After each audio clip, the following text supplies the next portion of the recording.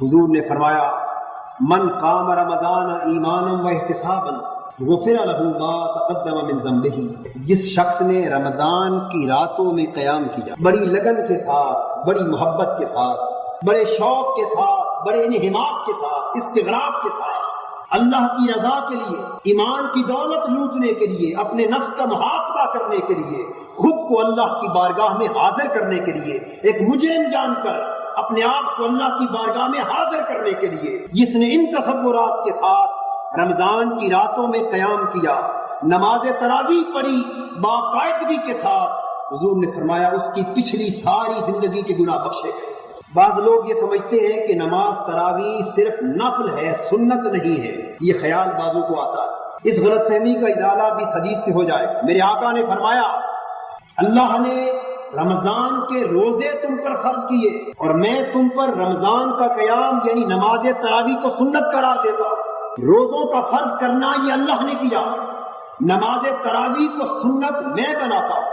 فمن قامہ وصامہ خرج من الذنوب کیوم ولدتہ امہ، جس شخص نے رمضان کے سارے روزے رکھے اور رمضان کی ساری تراویح کی نماز پڑھی ایمان اور محاسبہ نفس کے تقاضوں کے ساتھ، وہ شخص گناہوں سے اس طرح پاک ہو گیا جس طرح آج اس کی ماں نے اپنی پیٹ سے اس کو جلا ہے۔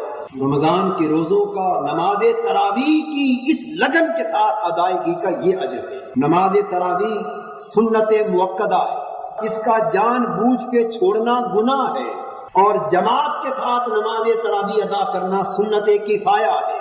نبی اکرم صلی اللہ علیہ وسلم نے جماعت کے ساتھ بھی نماز تراویح ادا فرمائی اور علیحدہ اپنے گھر میں بھی نماز تراویح ادا کی، اور پورا مہینہ ایک امام مقرر کر کے نماز تراویح التزام کے ساتھ باجماعت ادا کرنا یہ خلفائے راشدین کی سنت، پھر اس وقت سے لے کر آج تک پوری امت کا اس پر اجماع ہے۔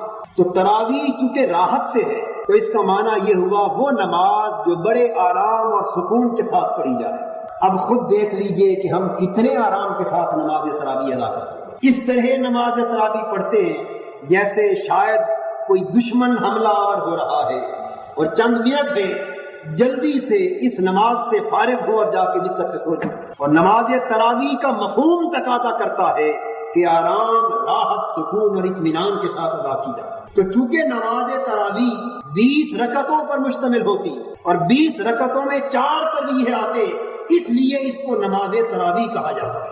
حضرت عبداللہ ابن عباس رضی اللہ تعالیٰ عنہ فرماتے کہ ہم رسول پاک کے ساتھ 20 رکعت نماز تراویح ادا کیا کرتے تھے، اور وہ 5 تراویحات ہوتے تھے، 4 تراویح نماز کے اندر اور 5واں تراویح فطر سے پہلے۔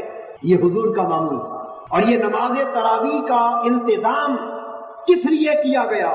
تاکہ اس بہانے میرے امتی رمضان کی راتوں کو قیام کر سکے۔ لیکن کتنے بد نصیب ہیں ہم کہ ہم تیزی کے ساتھ قرآن پڑھتے ہیں، کثرت کے ساتھ قرآن کو سننا چاہتے ہیں تیزی کے ساتھ، اور نماز تراویح کو اٹھا کر تیزی سے پھینک کر کسی گڑھے میں گھر چلے جاتے ہیں۔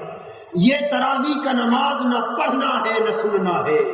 ارے قیام رمضان کا تو معنی ہی یہ تھا کہ کثرت کے ساتھ آپ قیام کریں، زیادہ سے زیادہ وقت لگن کے ساتھ خدا کی بارگاہ میں کھڑے ہو کے لگائیں۔ جتنی گھڑیاں نماز تراویح کے بہانے سے خدا کی بارگاہ میں حالت قیام میں گزر جائیں، آپ تصور نہیں کر سکتے کہ اس کی ایک ایک گھڑی خدا کے ہاں کتنی قدر کی حامل ہے۔